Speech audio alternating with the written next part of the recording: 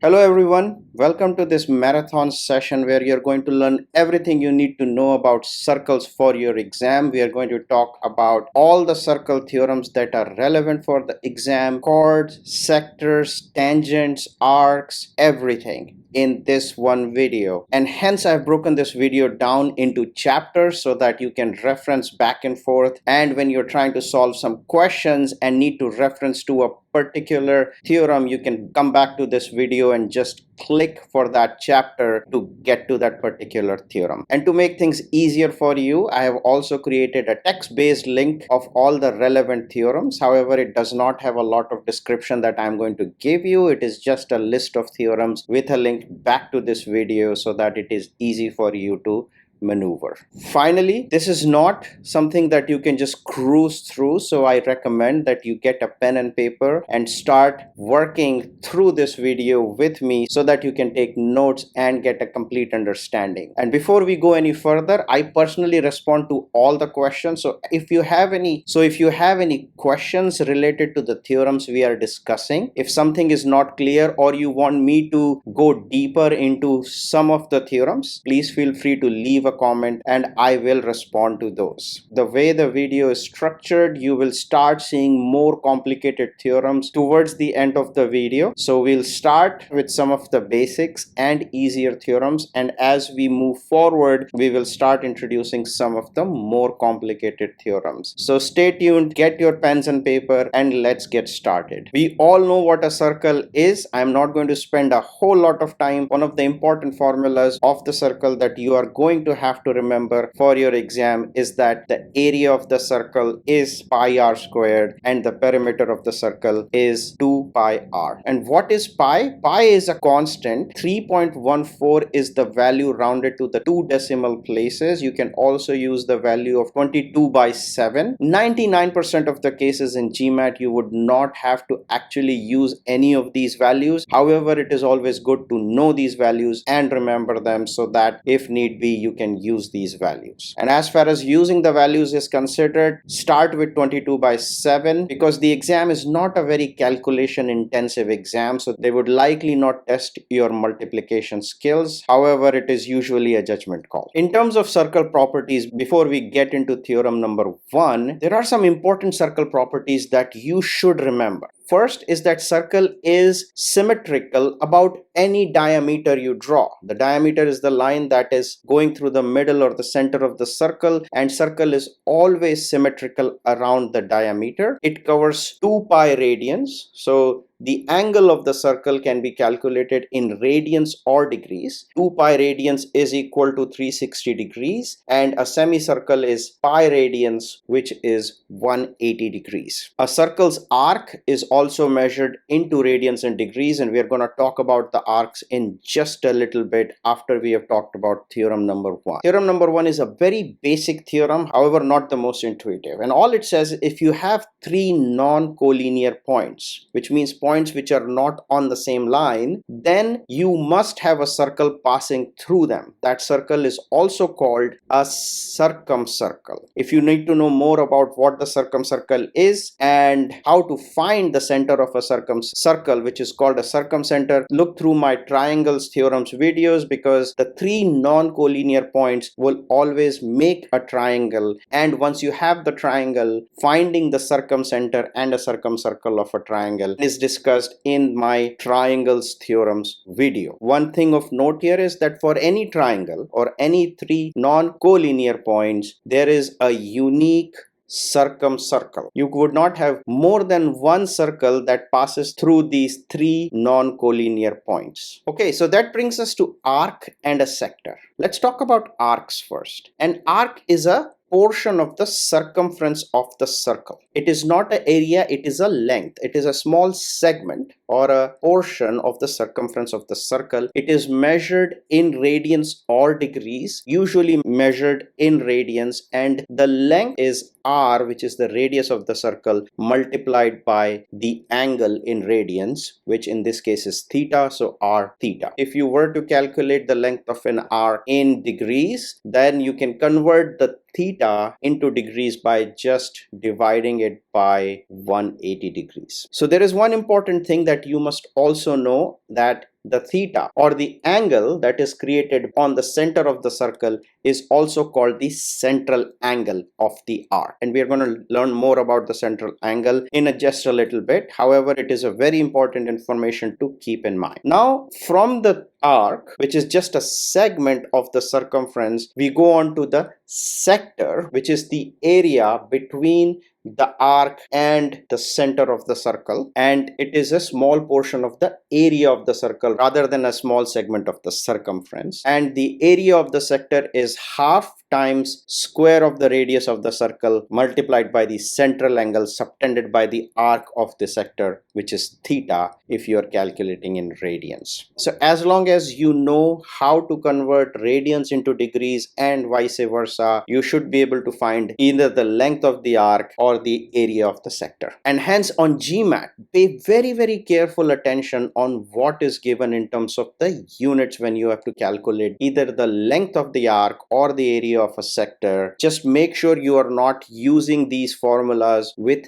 degrees without converting them into radians first, because then you would get incorrect answer in a problem solving setting. So one question that comes into mind is semicircle also a sector? It absolutely is, right? It is a sector with a central angle of 180 degrees because the two radius are subtending an angle of 180 degrees for the semicircle. And here is another important tip. When you talk about 2 points on a circle creating an arc, for example P and Q here, they are actually creating two arcs. One is this small arc PQ, and then there is this big arc which is also called the major arc PQ. And on GMAT we usually assume the minor arc unless we are specified otherwise. So if in the exam you are asked for what is the length of arc PQ, you are going to take this angle rather than this angle which is subtended or the central angle of the major arc. So two things here, there are two arcs, minor arc and a major arc, and in exam it is safe to automatically assume that we are always talking about the minor arc, not the major arc, unless it is clearly stated otherwise. Going forward, we are going to use the same notation and always refer to the minor arc when we are talking about arc PQ, for example. And in fact, all the previous formulas that I had stated also kind of assumed that we are talking about the minor arc, not the major arc, when we are calculating anything. This brings us to an important property and theorems related to that property. We saw that the angle subtended by the arc at the center of the circle was called the central angle. Now, an arc can also subtend an angle on the circumference of the circle. So let's take this arc AB for example. This is the minor arc AB, and as we know, it is going to subtend an angle, let's call it X, at the center of the circle. What we know is that it can also subtend an angle on the circumference of the circle. This angle is called the subtended angle or the inscribed angle of the arc. So let's review quickly. The angle subtended by an arc on the circumference of the circle is called either the subtended angle or the inscribed angle. In this particular diagram, for example, theta and phi are both subtended by the same arc AB and are both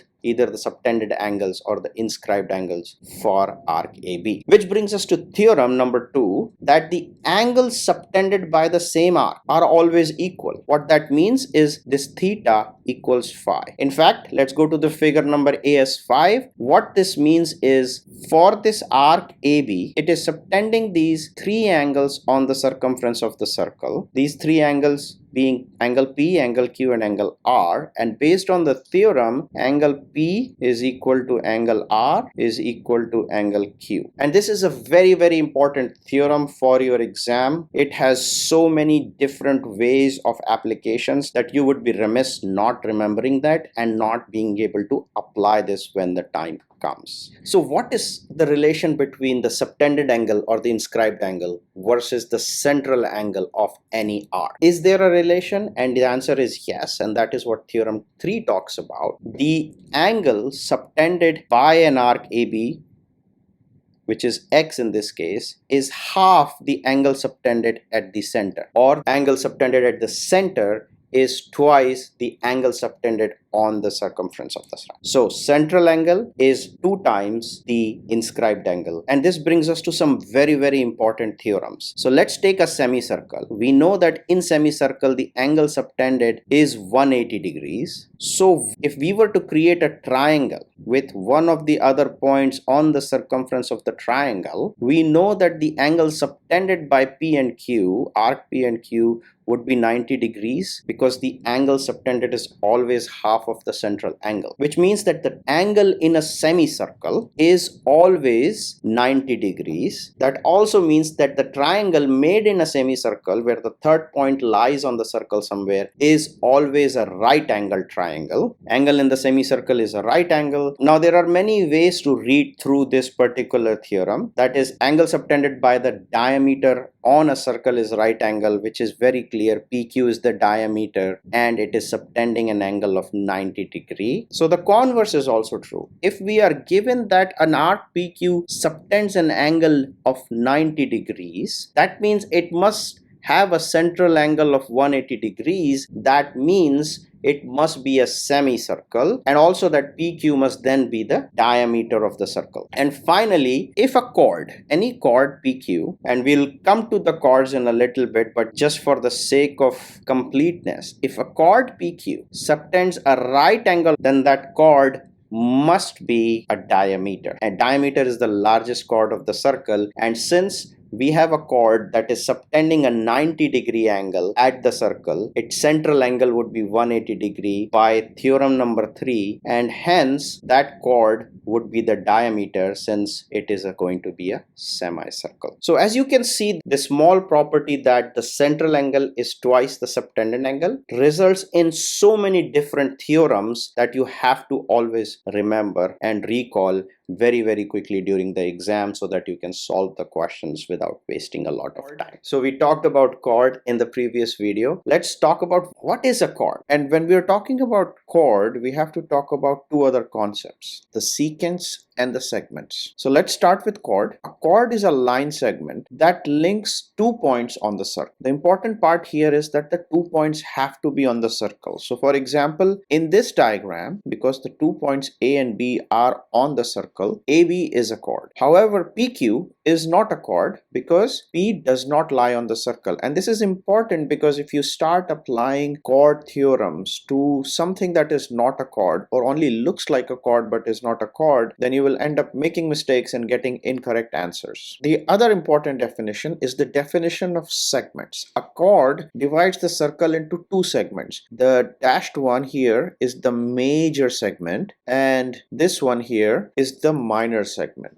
If you recall, we talked about major and minor in arcs and sectors as well. The same thing applies to segments. When we are talking about segments, by default we would be referring to the minor segment, not the major segment. And finally, we have a secant. So as we talked about, the chord starts at one point on the circle and ends at another point on the circle. A secant is a line that is basically consists of the chord but extends beyond the chord outside of the circle. So as you can see here, line LM makes a chord CD with the circle but extends beyond the circle. And there are some theorems that would take secants into account, so it is important to know what a secant is. So let's quickly review. We have talked about 3 important definitions here: chord with 2 points on the circle, chord divides the circle into 2 segments, minor and major, and finally a secant, which is a chord extended outside of the circle. So one of the formulas that you should know is that the length of the chord is 2 times square root of the radius of the circle minus the square of the perpendicular from the center of the circle to the chord. So what we are talking about here is if this is the radius of the circle and this is the perpendicular, then the length of the chord looks like this. And we will come to the derivation of this formula. We have discussed a couple of theorems. So the first theorem or property that you should know is that the chord always makes an isosceles triangle with the center of the circle, and that is evident because the 2 parts, the 2 endpoints of the chord are on the circle. Hence, with the center of the circle, the distance is always radius. radius. So these two sides are equal, which means it is an isosceles triangle. It could make an equilateral triangle, but equilateral triangle is a special case of isosceles triangle, as we discussed in the triangles theorems video. There are many chords possible, right? So I could have a chord like this. I could have a chord like this. When a chord passes through the center, that is the biggest chord of the circle, which is also the diameter. Hence, theorem number 8 simply says that diameter will be the longest chord of the circle. And also, as I stated, a chord which passes through the center has to be the diameter of the circle, because it is going to touch the other two endpoints of the circle, and this will be R, this will be R, and it is passing to the circle, so it will be 2R, which is nothing but the diameter of the circle. Now let's take a pause here and think about how many diameters are possible in a circle. So as you can see, I have drawn two diameters, but literally I can draw as many diameters as I want. There are infinite number of lines intersecting at this point, hence there are infinite diameters to a circle. The next theorem is the one that is actually used to calculate the length of the chord, and the theorem is that if you draw a perpendicular from the center of the circle to the chord, then it will bisect the chord. In other words, it will divide the chord into two equal parts, and this is where the length of the chord formula comes from. So if you have R and P, then you can easily see that L square by 4 would be equal to R square minus P square, hence L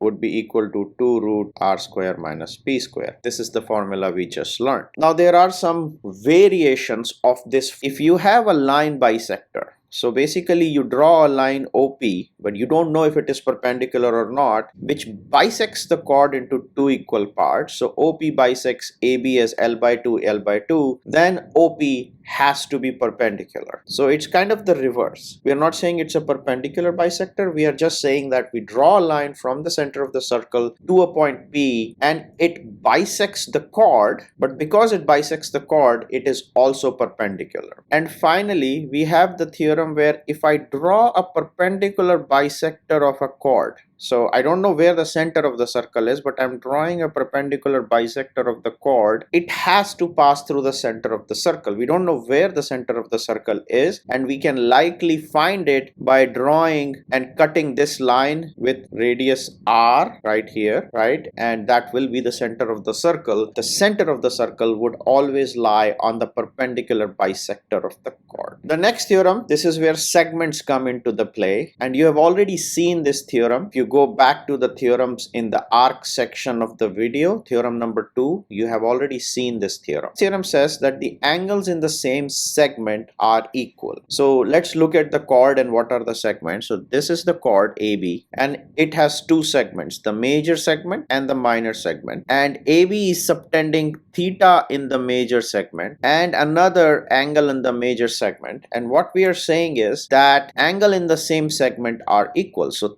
these two angles P and Q would be equal to theta right here. Similarly, if we draw two angles R and S subtended inside the segment, then these R and S would be equal, and we have called it an angle phi. Now technically this is same as the angle subtended by an arc. This is an arc AB, it is subtending angle theta, and angle subtended by the same arc are equal. To quickly review, if you recall, we did this theorem number 2 right here, that angles subtended by the same arc are equal. The theorem of angles within the same segment being equal is exactly similar to theorem number 2. So coming back to our chord theorem, the angles in the same segment are equal, that is theorem 13, and theorem 14 gives you some additional idea of what happens to the angles in the opposite segment. So for AB, this major segment is one segment and this one is the opposite segment, right? And what this theorem states is angles in the opposite segment are supplementary, which means their sum is equal to 180 degrees, which means theta plus phi would be equal to 180 degree. I have written different possible combinations of how that will translate. However, the important things to note is angle APB would be equal to angle AQB. This is phi, theta phi,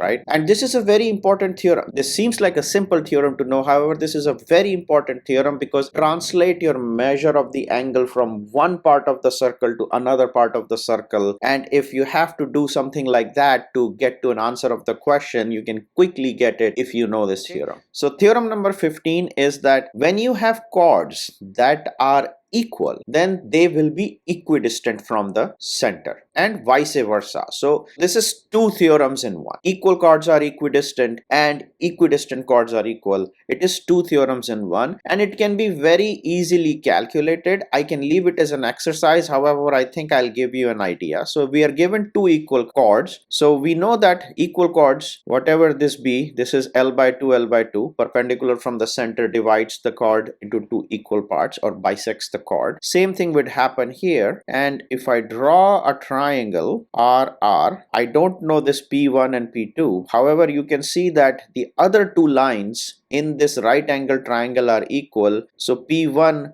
will be equal to P2, which means the chords are equidistant from the center. You can follow the same methodology to find the reverse of the theorem true as well. Now a little bit advanced level theorem. If you're trying to get to a 650 plus level, then understanding and knowing the application of theorems like this is going to be extremely important for you. So this theorem is called the intersecting chords theorem, and it is one of the forms of something called power of points theorem, and we will get into other forms of the power of point theorem, so stay tuned here. If two chords intersect within the circle at a point P. Now, two chords may or may not intersect inside the circle. For example, in this diagram, these two chords do not intersect inside the circle. However, for this theorem to apply, intersecting chords theorem, the chords have to intersect inside the circle and at a point P. And the theorem tells us is that if you calculate the distances from the point of intersection, so PA multiplied by PB equals PC multiplied by PD. Now, some people remember this theorem by thinking of rectangles being formed by the two parts of the chords. So if you form a rectangle with two parts of the chords PC and PD, then this is the area of the rectangle, right? And same thing PA and PB. So that is another way people remember this theorem, that basically if you form rectangles with the two parts of the chord, then the area of those rectangles is equal. The other way, and I feel more efficient way to remember, is that you always take the measure from the point of intersection of the chords. So it is not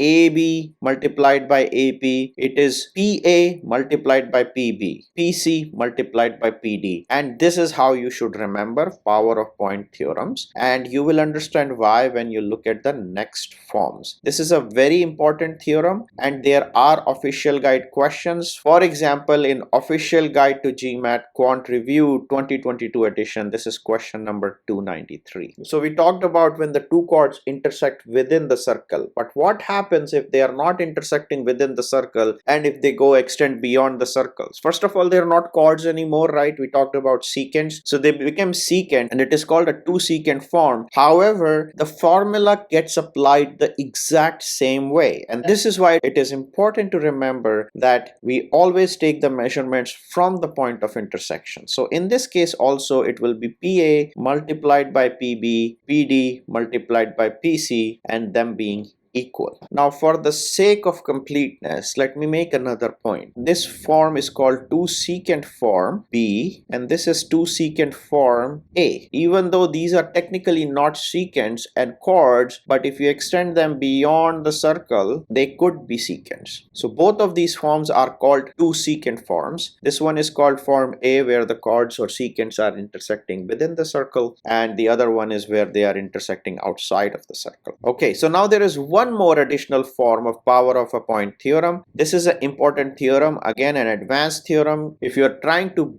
go beyond the 650 plus level, now this is one of those important theorems which is usually applicable to more difficult problems by the reasoning that a lot of people are not actually aware of this theorem. So there is one more form of this theorem that involves a tangent, and after we have covered the tangent and tangent's definition, we will look at that form, and then we will actually look at all the forms of power of a point theorem, so you have all of them in one place. So the next chord theorem is back to not being so difficult. And what this says is that equal chords will subtend equal angles at the center. So central angle would be equal. And this is very intuitive, right? If you have two equal chords, which means two equal arcs, then their central angle has to be equal. You can also derive it from other theorems, which is if I draw a perpendicular bisector, the L by 2, this will be L by 2, L by 2, the chords are equal in length. They are also equidistant by one of the other theorems we did recently, and hence these two triangles will be congruent and the central angles would be equal, or half of the central angles would be equal, so the central angles would be equal as well. The converse of the theorem is true as well, which says that if there are two chords that are subtending equal angles at the circle, then those two chords must be equal. Now the converse is more important usually in applications than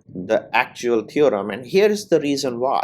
Just because you know the angle, you can say something about the length of the chord, and that is powerful because again you can translate this knowledge from one part of the triangle to the another triangle and talk about length. So let's say I have been given a length of AB is 10, and I've been given that this angle is let's say 70, and somehow I'm given these two angles and I figure out that this angle is also 70. Very quickly I can say that CD will also be 10. So given that the central angles were equal, I was able to translate this knowledge of this length into here. And this is why the application of this theorem is very powerful when solving geometry questions. Okay, so this brings us to the next concept in the realm of circles, and this concept is called tangents. Now, technically, tangent is a special form. Now, mathematically, tangent is a special form of a secant. As we have seen, a secant crosses the circle in two distinct parts. But let's keep drawing the secant. As we go closer to the edge of the circle, the secant starts touching the circle in two very close points. They are so close that they are actually just one single point, and that is called a tangent. What you need to know about tangent is that a tangent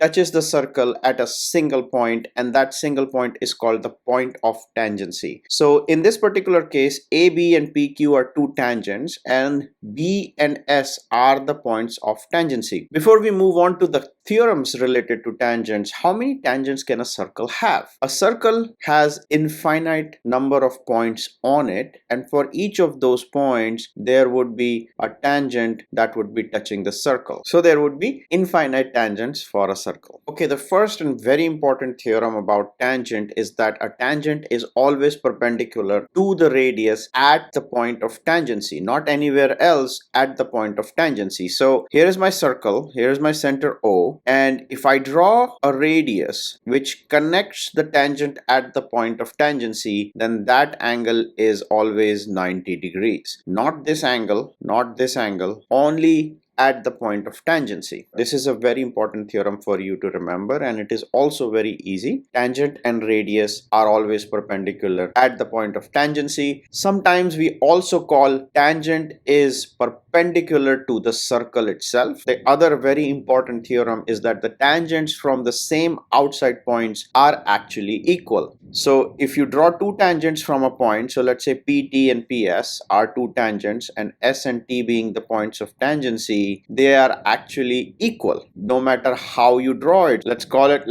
the point X, and XY and XZ would also be equal. And why is that? Let's think about it. What you would see that it follows the laws of congruency and congruent triangles. If you don't know what congruent triangles are, please refer back to my triangles video, which discusses congruency and similar triangles in much more detail. We know that the radius will definitely be equal because it's the radius of the circle. We also know that there would be this 90-degree angles, and we know that this is a common side. So we have a condition called SSA. The SSA congruency rule says that if we have two triangles whose two sides are equal and a non-included angle is equal, then the triangles are actually congruent or exactly same in shape and size. If they're exactly same in shape and size, then the third side would also be equal, and hence the tangents would be equal. You don't really have to remember how I derived this. However, what is important is for you to remember that the tangents from the same outside point are equal in length. We discussed power of point theorem and we discussed two of its forms in previous slide. Here we are going to discuss power of point theorem form number 3, which is called a tangent and a secant form. And what it does, it says that when a secant and a tangent meet, again they are meeting at the outside point, then again we measure from the point of intersection. PA multiplied by PB would be equal to, there is only one point here, right? There is only one point of intersection, so we will count it twice. PT multiplied by PT, so PA multiplied by PB equals PT squared. This is the only relationship that is important here. Again, the derivation is not important. This is a advanced level theorem. However, if you understand and remember this relationship, remember that the measures are always taken from the point of intersections. You would be able to apply it to the higher level questions. And since so far our discussion of power of point theorem has been scattered across the video, let's go to a slide to see all of these forms in one slide. So the first one we did was when there were two chords intersecting inside the circle, we had PA multiplied by PB equals PC multiplied by PD. Again, the important thing being always take the measurements from the point of intersection. Then we had two chords multiplying outside of the circle, and since they're outside of the circle, we can't call them chords anymore, we call them two secants, right? And we had PA into PB multiplied by PD into PC. The important point being we always measure from the point of intersection. And finally, we just did this tangent and secant form where we have one tangent and one secant intersecting again outside of the circle, and we take the measurements from the point of intersection. PA multiplied by PB equals PT multiplied by PT, which is PT squared. And let me reiterate myself, the derivation is not important. What is important is that you understand that there is a relationship. You understand that the measurement of that relationship always takes place from the point of intersection. And third, this can be applicable to higher level geometry problems. So it is important for you to remember the application of this theorem, not really how it is derived. I hope this is clear. However, if you have any questions, please feel free to comment on the video. I personally respond to all the comments and would be looking forward to answering any questions you have here. Let's move on to another advanced theorem, and this is called a tangent chord angle theorem. And what this theorem states is that the angle formed by an intersecting tangent and the chord, so this angle, so this is the tangent CA and this is the chord AB, the angle formed between them, this angle theta right here, is half the measure of the intercepted arc. So intercepted arc is arc AB. The measure of the arc is the central angle formed by the arc. So this will be 2 theta. What this also tells you, if you remember your arc theorems, the central angle and angle subtended by the arc on the circle have the same relationship, which is they are half. So this is basically twofer, right? You know that if there is a tangent being drawn at this point and it intersects this chord AB, then the angle made by the chord and the tangent would be equal to the angle subtended by the arc AB on the circle. This is again an advanced level theorem, and the applications of this theorem are usually applied to advanced or more difficult questions. So it is very important for you to understand what this is saying. Hopefully this is clear. Again, I personally answer all the questions you have or you may have around this theorem. So if there are any lingering questions, please feel free to comment. I look forward to hearing your questions and explaining it in more detail. Okay, so this brings us to inscribed polygons. Polygons could be triangles, quadrilaterals, hexagons, heptagons, pentagons, and so on. We are going to talk some very specific formulas here, starting with the triangles. So here are the two figures. In the first figure, a circle is inscribed inside of the triangle, and this is called an incircle. And in the second diagram, a triangle is inscribed inside a circle. So the circle here is called a circumcircle. I have gone through more in-depth discussion of incircles and circumcircles in my triangles video. Please look at the description if you need some additional information on incircle and circumcircle. In this particular video, we are going to talk about the special case scenario where an equilateral triangle is either inscribed inside a circle or vice versa, a circle is inscribed inside an equilateral triangle. So case number 1, we have an equilateral triangle and there is a circle inside of that equilateral triangle, right? And this will be the radius of the circle, and let's say the side of the equilateral triangle is x. The area of the circle in this case, expressed in terms of the side of the equilateral triangle, is pi x squared divided by 12. The more important thing for you to remember is this thing right here, that the side of the equilateral triangle is 2 root 3 times the radius of the circle. Expressed the other way, the area of the triangle expressed in terms of the radius of the circle is 3 root 3 r squared. Again, the relationship between the side of the equilateral triangle and the radius of the circle doesn't change. It's just that now we are expressing the area of the triangle. If you remember this particular relationship, then using the formula of the area,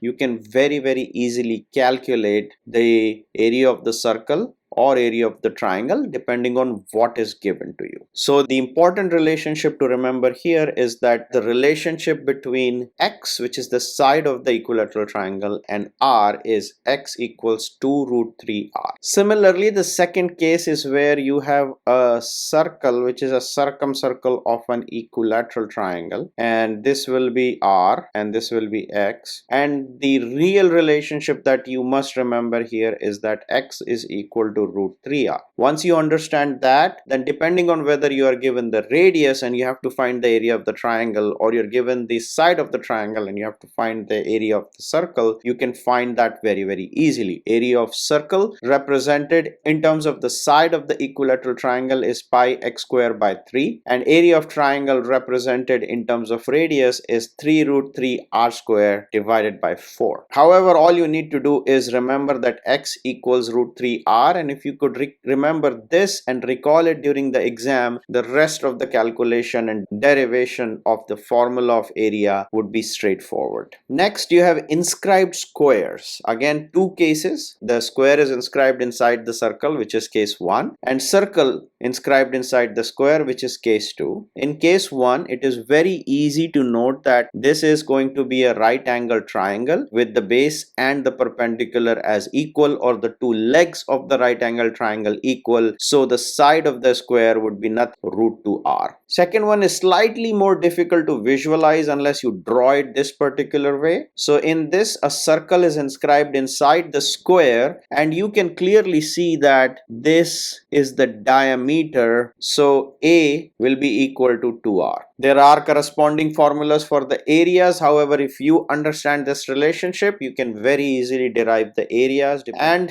finally, we have a inscribed regular hexagon. In the first case, you have a regular hexagon inscribed inside the circle. In the second case, you have a circle inside a regular hexagon. What is a regular hexagon? Regular hexagon is an hexagon which has all of its sides as equal. What that means is, with the center of the circle, every triangle that is made with the side of the regular hexagon is going to be equilateral triangle, and since it's an equilateral triangle, a is simply equals to the radius. When the circle is inscribed inside of the regular hexagon, we still have this as the equilateral triangle. However, the radius of the circle only goes all the way here, so after a little bit of calculation, which is also very easy to derive. You would get that A equals 2 by root 3 multiplied by R. The areas you can easily calculate from here on, but as long as you remember this relationship between the side of the hexagon and the radius of the circle, you would be fine in the exam. And this is it. I hope you found this video helpful. I have covered all the circle theorems that are in your syllabus, and my hope is that you will treat this video as a reference video and keep coming back to this video as you are solving different problems.